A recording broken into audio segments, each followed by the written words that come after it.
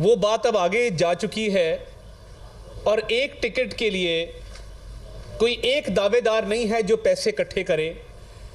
हर सूबाई उम्मीदवार को मुख्तलिफ मरहले तय करके मुतअद्दिद लोगों को इसमें रिश्वत के पैसे देने होते हैं, जो इकट्ठे होके खान साहब ने जो घर पे गल्ला रखा है उसके अंदर वो जमा कराए जाते हैं। और ये गल्ला बहुत पहले जब बुशरा साहिबा आई थी, वो साथ लेके आई थी, तो उसी के अंदर तमाम पैसे जमा हैं और जमा किए जा रहे हैं।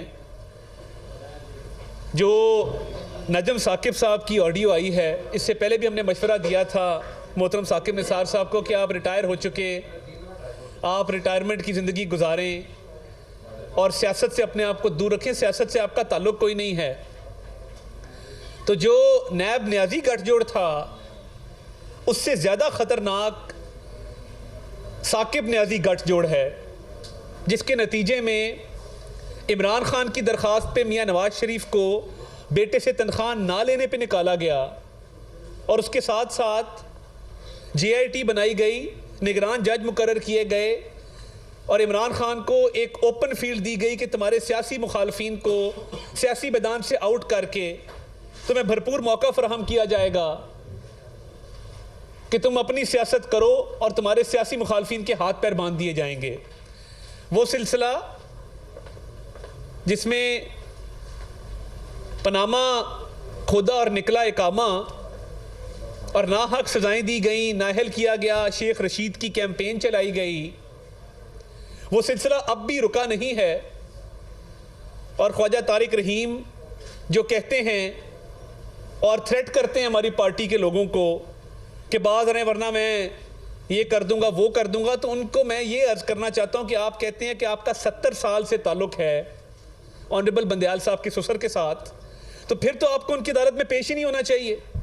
फिर तो आपका कोई केस कोड ऑफ एथिक्स के तहत उनकी अदालत में नहीं लगना चाहिए। आपको तो बतौर वकील माजरत करनी चाहिए कि मेरा कोई केस इस जज के सामने ना लगे, क्योंकि इनके इन लॉज के साथ मेरे 70 साल से ताल्लुकात हैं।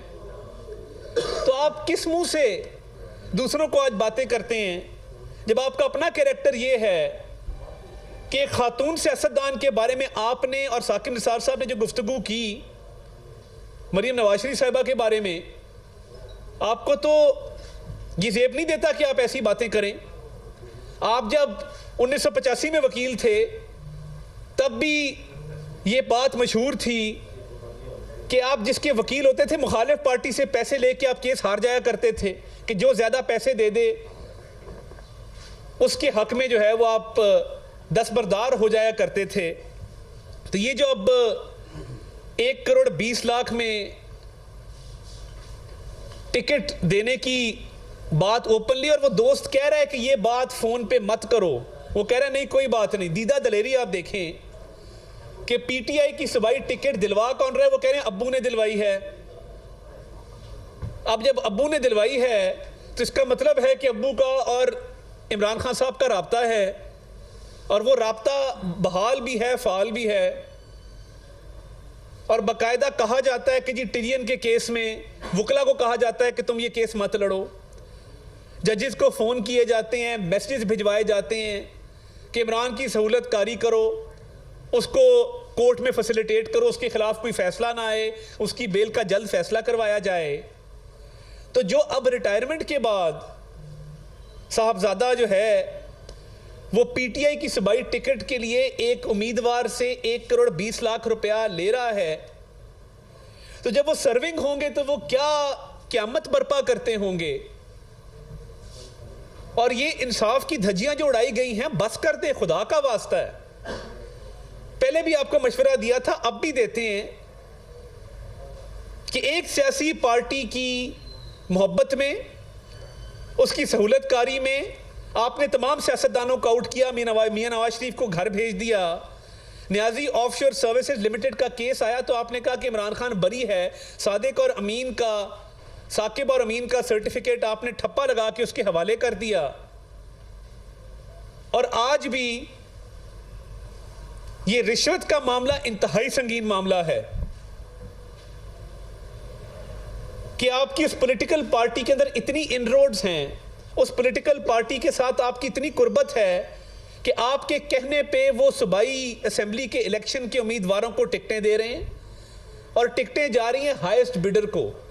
अब ये जो चद्दड़ साहब कोई उम्मीदवार हैं, इन्होंने 1 करोड़ 20 लाख रुपया तो सिर्फ नजम साकिब को दिया, जो एजाज चौधरी को दिया होगा, जो सूबाई बोर्ड के मेंबरान को दिया होगा। अभी इधर एक दोस्त कह रहे थे कि 6 करोड़ रेट है टिकट का तहरीक इंसाफ में। तो ये 6 करोड़ कैसे बनता है? ऐसे ही बनता है कि आप 1.5 2 करोड़ इकट्ठा करके तो लोगों को देते हैं। आपको याद होगा जब इस्लामाबाद में 2018 के इलेक्शन से पहले इनकी टिकटें जारी होती थी, लोग गाड़ियों की डिग्गियों में पैसे भर के लेके जाते थे और वहां पे अदा करते थे। और बहुत सारे लोग जो मुस्लिम लीग नून को छोड़ के गए थे, जलील शरकपुरी साहब हैं, बिलाल वड़ायत साहब हैं, और इस उम्मीद में गए थे कि हमें वहां से टिकट मिल जाएगा। उनका टिकट भी क्योंकि उनके पास पैसे अदा करने को नहीं थे, वो हाईएस्ट बिडर को जिसने बोली ज्यादा लगाई उसने खैर पाई, और वो बोली लगाने वालों को टिकटें जो हैं वो जारी हो चुकी हैं आज भी। अच्छा, इसके 2 राउंड हैं। वो जिस तरह टेंडर आता है ना, तो उसमें आपको लगता है ये बोली कम है, आप टेंडर कैंसिल कर देते हैं। इधर भी टेंडर कैंसिल हो रहे हैं। जो कम बोली लगा रहे हैं वो टिकटों का तबादला भी किया जा रहा है। जी रिव्यू कमेटी बना दो, ये ग्रीवेंस रिड्रेसल कमेटी बना दो, ये 8 लोगों की कमेटी है, ये असर नौ जायजा लेगी कि किसको कौन सा टिकट जारी होना है। वो अब टिकटें चेंज हो रही हैं क्योंकि ज्यादा भारी रुकूम जो हैं नजराने चढ़ाए जा रहे हैं ज़मान पार्क जाके। मगर ये जो ट्रक हैं उस पर भी आज तक तहकीकात नहीं हुई। 6 रेफरेंस पाकिस्तान की बार काउंसिल्स ने वो ट्रक वाली ऑडियो के बाद और तमाम तर सबूतों के बाद मज़ाहिर नकवी साहब के खिलाफ वो रेफरेंस दायर किए। 3 रेफरेंस प्राइवेट इंडिविजुअल्स की तरफ से, आम शहरियों की तरफ से आ चुके हैं, आज तक समाअत के लिए मुकर्रर ही नहीं किए गए। और यही वजह है कि इतनी दीदा दलेरी